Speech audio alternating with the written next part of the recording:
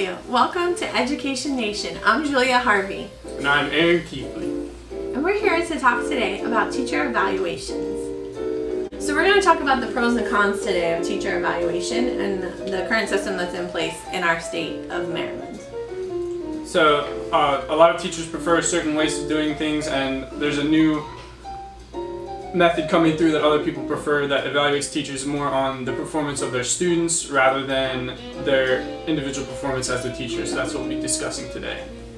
Yeah, some teachers agree with this, and some educators and administrators agree with it, and while others do not agree and think that it should be a different way. So we'll get into all that. Are you ready to start? Mm-hmm. Okay, so the first bullet point we have is a pro for the student achievement aligning with the teacher evaluation. And it says that if student achievement is not aligned with teacher evaluation, then according to contracts negotiated with a lot of the educational unions, all new teachers will be dismissed before any tenured teachers. And that means that even if a tenured teacher is ineffective, that they're not doing a good job, they won't be released unless a new teacher who may be doing a good job is released first. Mm-hmm. So let's talk about that for a moment. So I feel that, well, on the opposite side, a teacher would say that all teachers should be evaluated on their merits in their own teaching rather than having a system in place that even though someone's tenured, they should be protected. It's unfair to a new teacher that is doing a really good job that they'd be dismissed before a teacher that has been there a really long time and is no longer performing what they've been paid to do. So yeah, I think that teacher efficacy should play a part in teacher evaluation, just because maybe not solely based on student achievement, or not based on student achievement, but are they being effective? Are they doing a good job teaching? Should be looked at over whether they have tenure or not have tenure. Mm-hmm. So it's a challenge to figure out how to do that. Yeah, I agree. And a lot of teachers, especially like newer teachers, people going into the field, it's very unfair for you to have this looming threat over your head if you're wondering, you're just trying to do your job and you're wondering, oh, am I doing good enough? Am I meeting the standards of what I'm supposed to do? And then you're always running that risk of being fired before someone that isn't even doing their job anymore. So. So on the flip side of that, some people say that changing the way that teacher evaluations are done is seen as an assault for some mm-hmm. people against the way that things are currently done. Like, they're used to how it is now, we should never change it, that kind of thing. Do you have an opinion on that? I feel like that goes with any job. People that have been doing it a really long time, they don't want to change the way they do things, but understanding that it's all for the betterment of the students and the education process overall, I think it's very important to explain why we would do the evaluations this way, and start enforcing that so that we don't have the teachers that are no longer performing their jobs and ruining the kids' educational experience. I agree with that. I think that's a great point. Also, just because we've been doing something the same way forever doesn't mean we should continue to keep doing it that way. Maybe there's a new or better way we could always be improving and looking at. Mm-hmm. I agree. So another opposition to the new system, they were talking about solely evaluating teachers based on the outcomes ignores that there's a lot of other things going on in your classroom. So the variability of your students' ability, the amount of special education students in the class, support in and out of school, family stressors and all that, they can influence how the students do, and that's not necessarily reflective of how well the teacher's doing.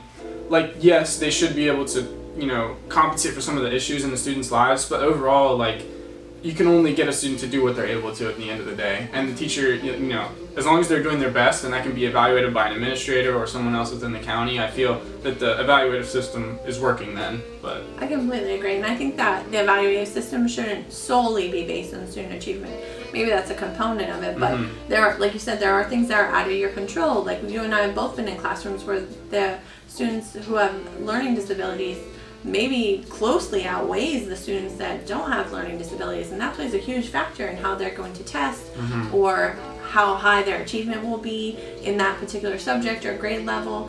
Like you said, you can only do so much sometimes, and keeping that in mind when you're being evaluated is another thing I think that's important to do. Yeah, I agree. So that is basically our back and forth aspect of it. We do have a caller on the line that has a question for us. So let's go ahead and take our caller. Caller, you're on the line. Yeah, hi, am I here? Am I? Yes. First we time, can. long time. Yeah, hi. Hi, I go to school at Towson University. I'm a senior this year, and I'm doing some internship right now, and I'm just trying to figure out what's the so what here. Like, I need the so what. The so what you're saying? So what does that mean for you? Exactly. Okay, great. So, I love your so, by the way. oh, thank you. Thank you. We work really hard on our show and we You're welcome. appreciate our fans. So what does that mean for new teachers?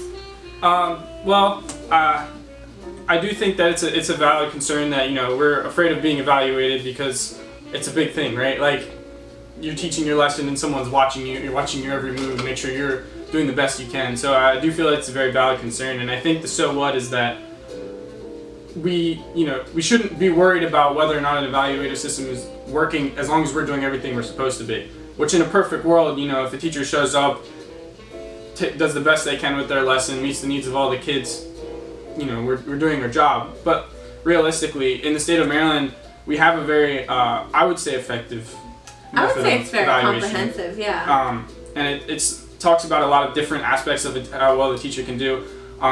Their professional practice, how well they're learning about, you know, new ways to teach the students and effectively teach the students, how much the students have grown over a period of time, how well they're working with the school staff, their professionalism, and then also how well their students are doing based on either standardized tests, SLOs is a thing in a lot of the counties in Maryland, and, you know, normal assessment data. So I feel like it is a valid concern, but like I said, as long as I think you're doing what you're supposed to be doing, helping your kids where there's areas of need and all that kind of stuff, I think you'll be okay. I agree, because I feel like the Maryland system of evaluation is very comprehensive. It looks at all aspects of teaching, from planning and procedures and what you're contributing to the actual school, to student achievement, not just in your classroom, but school-wide achievement. So I think because it looks at many different factors, it's not just boxing you into that, okay, did your students score high, so then you get a good evaluation. So I think, so that's good news for you. And for all new Maryland teachers. And in addition to that, like, you know, it's a big deal, but just like Erin was saying, do the best that you can and you'll do a great job. Okay, thank you. Yeah, and Erin, can I ask you a question? Sure. Do you have a girlfriend?